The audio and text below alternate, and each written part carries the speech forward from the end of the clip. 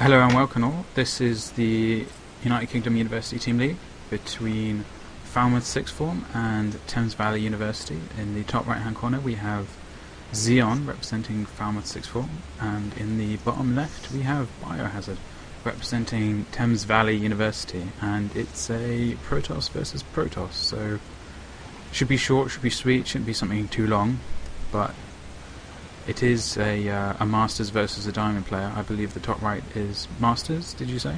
Platinum. Xeon's Platinum. Okay, that would make Biohazard in the bottom right the Masters player, so definitely... Grandmasters. Grandmasters, okay. Yeah. So definitely the favourite going into this one. And the map, you know, as far as maps goes, is pretty fair game. Maps tend to be brought up mostly in non-mirror matchups, like the issue of maps, but some maps, when you get the wide ramps such as Taldo Malta and Scrap Station, you generally have no option but to do some form of a 4-gate, lest you get killed by a 4-gate. Yeah. And we'll see sentries block off the ramp because it's that width. You can only use one force field. So if you have two sentries, you'll be able to hold it for a while. Yeah, which is something you can't do on the wider ramps generally. And I'm sure we'll see that used a lot more when we get to the patch notes, if they go through. I mean, they seem to be sort of slightly digressing. Anyway, it's a mirror matchup, and they're both doing mirror builds so far. It's pretty much down to the second, their timings on everything. With Xeon being slightly more proactive about checking for proxies, although Biohazard did as well, because it's quite often actually for your natural mineral patch to be the place of the proxy. But he only put his probe as far as the shrub. He didn't put it past, so for all we know, there could be a pylon there. Yeah, but pylons that go there generally go down later. It's generally you're checking for the proxy 2-gate, and you can't fit that behind the grass. Cybernetic core coming out a bit faster for Biohazard, or should I say Thames Valley. There's a suspicious probe on the left-hand side of the map. It doesn't seem to want to go into he's lurking. The player's base, but some small timing differences.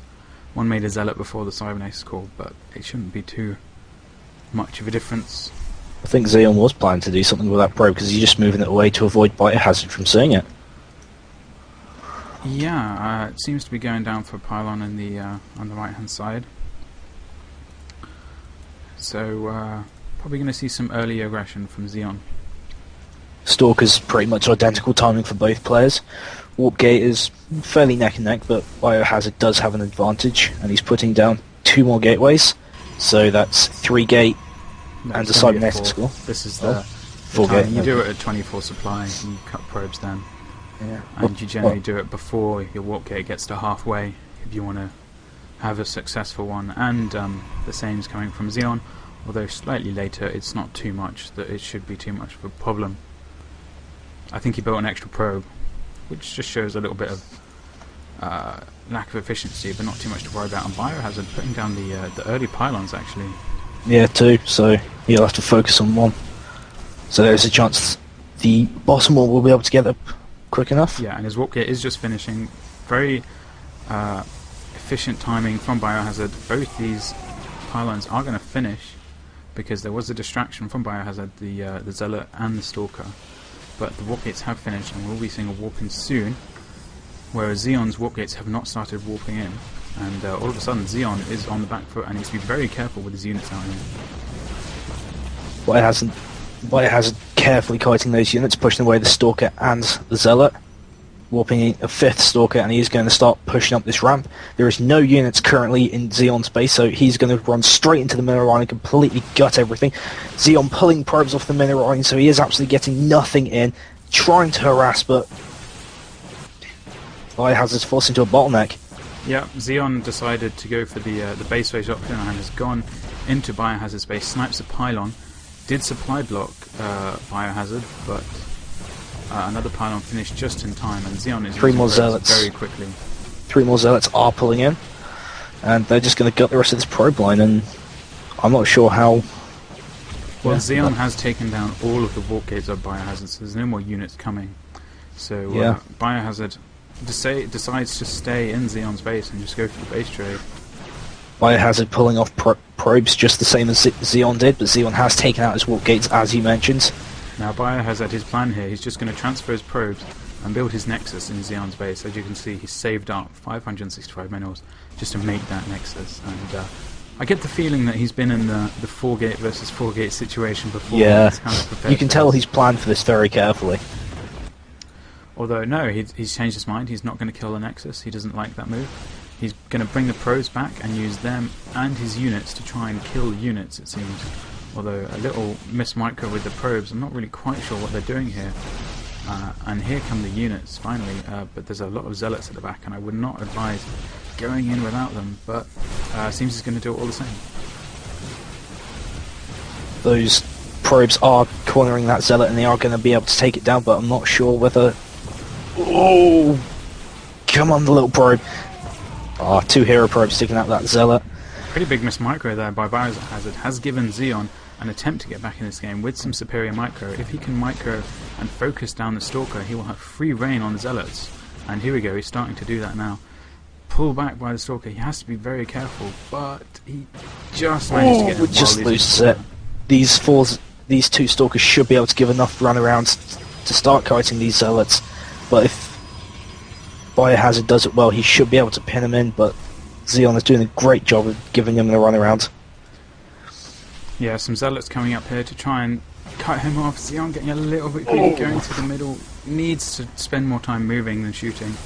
And you can see Biohazard coming in. It was too far away to try and focus down, and it looks like Biohazard has a significant advantage here, and Xeon has no choice but to GG.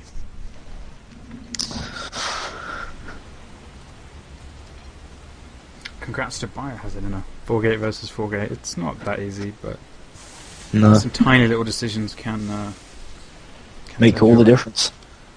The question is whether Xeon's going to blame himself for that decision to go for a bait trade rather than try and defend his base. Yeah.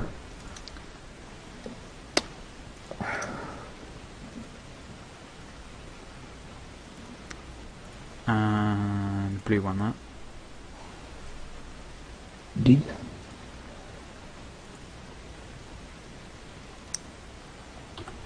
So yeah, did you like how he played? Yeah, I mean, it was very good. I mean, I honestly expected him to GG as soon as his warp gates were all shut down, but he had his units in the opponent's base at that point. I mean, he could have walked them in at the top of his ramp, or he walked them in at the proxy pylon, which he decided to do. Oh, go away. Nyeh. I refuse to go away. Nyeh. No, it's not you. Someone's trying to call me on Skype. And I'm deliberately ignoring them. But yeah, we're going to get Game 2 coming up shortly of Thames Valley University versus Falmouth. We saw Falmouth last week. I forget, I apologise, like how they did. I think the results are going up on the utl.ukstarcraft.net website. But they weren't up last I checked, so just bear with us on that. And if you do end up going to watch Doctor Who or the TSL, then you can always find the videos of this. Either they'll be in VOD form at this JTV channel, or they'll be at my YouTube page, which is youtube.com/Vequeth, with the same spelling. But no, you're not going to go watch Doctor Who or TSL. They both have... You've got iPlayer and VODs. You want to watch this, don't you? Yeah, exactly. TSL's a TVT. Why do you want to watch that? No, TSL is going to be awesome. Yeah, Cass is playing Forzan. But I'm looking forward to tomorrow more, obviously. PvP is slightly more interesting to me than TVT. I guess I just got slightly bored of TVT. I can blame the GSL Code A for that. See, in my opinion, mirror matchups go like this: TVT, ZVZ, PvP. I know it's fairly unpopular, but I find them that way. Sorry, which do you like first? TVT. I mean, people go, oh, but it's just tank wars, and well, depending which players you get, TVT can be incredibly interesting. I mean, yeah, I've seen can be incredibly long, boring. I mean, I've seen TVTs between show and select, and they're both really good players, and both use tanks in their mixes. Though Select does tend to buy a ball a bit more, but when they're both facing each other, because they're on the same team, they pull out some really strange tactics. Yeah. So it's a bit more enjoyable. But I was spoilt, really. I grew up on Brood War TVT, which I find infinitely more interesting than... See, I'm a StarCraft guy. I'm a StarCraft 2 guy. I wasn't aware of Brood War before I came into StarCraft 2. Shame on me. But in my defense, I'm a bit too young. You are a bit. I mean, how old are you when StarCraft Brood War came out? I was like no 97. 97. I was 3 when Brood War came out then. Oh god, way to make me feel old, dude.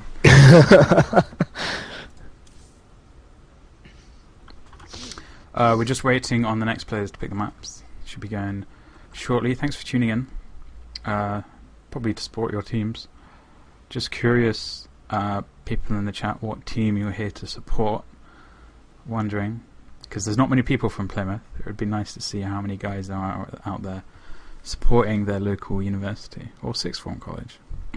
Yeah. So, just we'll see what happens when the stream catches up.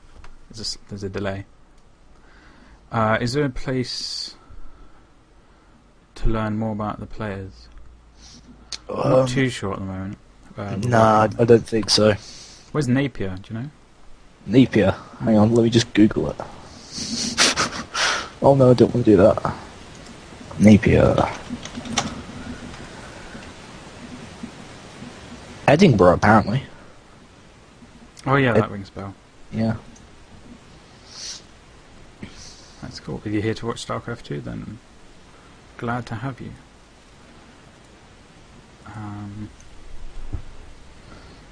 Do we have any bracket links? Yes, we do. Yeah, it should all be on the uk.utl. Join on me, by the way.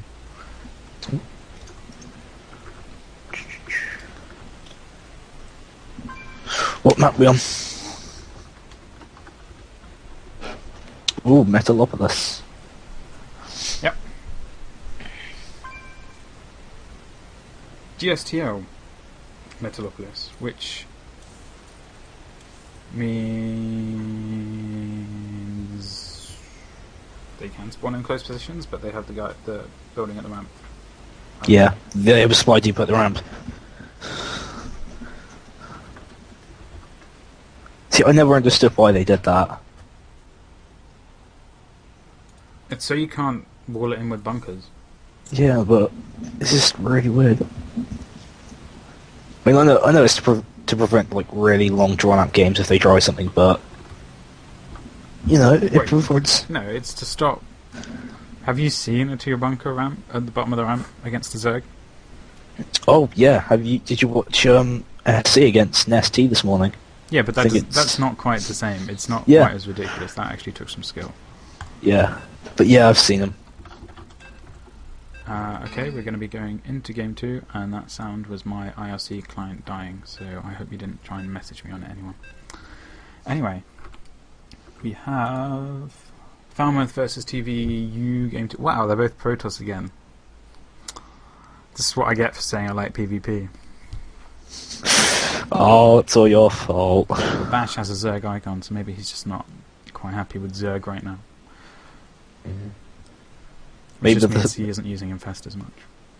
Maybe he's just being antisocial to the Swarm. He wants his own personal bubble. Yeah, but you don't have to be social in the Swarm. Have you seen Kerrigan? You don't need it. Anyway, at the bottom we have the Falmouth player who is called Bash. He is a Protoss player. And at the top we have Trower Barton, who plays for Thames Valley University. And it's a second PvP. Should be interesting. Thames Valley are up 1, and we don't. Did you check the leagues of these guys before we came in? No, I didn't. Okay. Do you want to? Because No, we can't. You can't do S2 ranks anymore.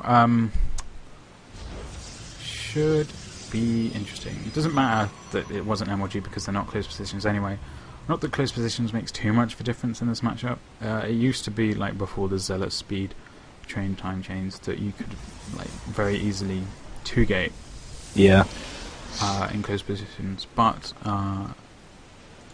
and the close air positions doesn't make too much difference now. Maybe DTs later, it would have made a difference if they were close in air rather than cross positions, but not so much anymore.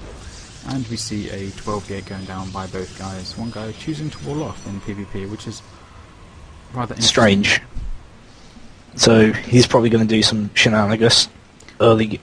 We might some see a strange full open. wall off. I mean, it does work against the the 4-gate when they warp up at the top of the ramp. But sadly, didn't check the leagues of these guys, so not quite sure like how proficient they would be at stuff like defending 4-gate. Things you just have to remember.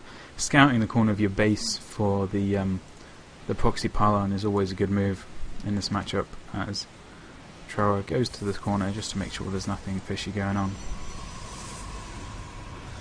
Despite all the superior technology of the Protoss and the Terran, we still can't see through steam. Joy. Yeah, they changed it recently actually, that you can't see air units through. Really? Yeah.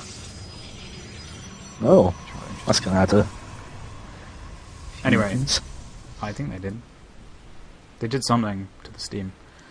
Anyway, still pretty bog standard, although Red, that's the Falmouth player, Bash, has gone for the slightly earlier Zealot, but he hasn't sacrificed anything for it. I think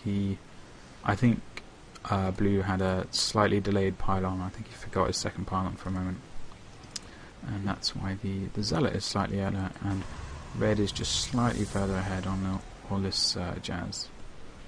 Warp gate going down for both players, as you expect.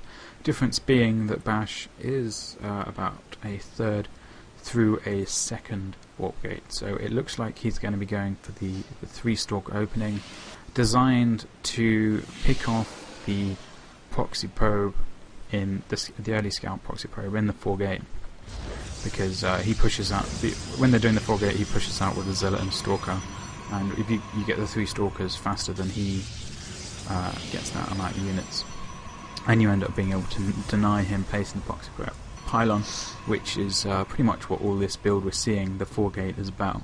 So we see Trower waypointing a pylon at the second expansion, so Bash well, he'll definitely need to push out to try and scout that, otherwise pressure is going to start coming in hard and fast. The problem with this is you really need to be slightly more proactive than he is being, bearing in mind that he hasn't even started his 3rd or 4th warp gate yet, and Blue is pretty much about to finish. It's interesting that both of the TVU players we've seen have had a much more solid full warp gate build than the players from Falmouth, so maybe they practice it. I don't know if they know the base of who they're facing beforehand, but it would be interesting to see if that's the case. And the sentry is down for Bash, so it's going to be down to the force field where they see Barton is going to start pushing up. Ooh, but Bash needs to be aware. Oh, and he manages. Oh, and Barton takes out the sentry, losing the Stalker. No, sorry. Yeah, that was a terrible force field, really. He needed to either separate the Zealot first or trap a Stalker up there as well, and now he's just behind on warp gates, and he has to pull Poves rightly, but there's just too much all the pros back. He can just sit here and scare Bash off, and then go for the silent export or pylons or whatever, and TVU is in a very commanding position in this game. The 4 warp gates to 3, but 2 effectively. And some formality kiting here from Bash. He's trying to do his best, trying to pick off the Zealot, but you can tell he's given up because he hasn't even warped this gateway into a warp gate. And there we go, it's up again, GG.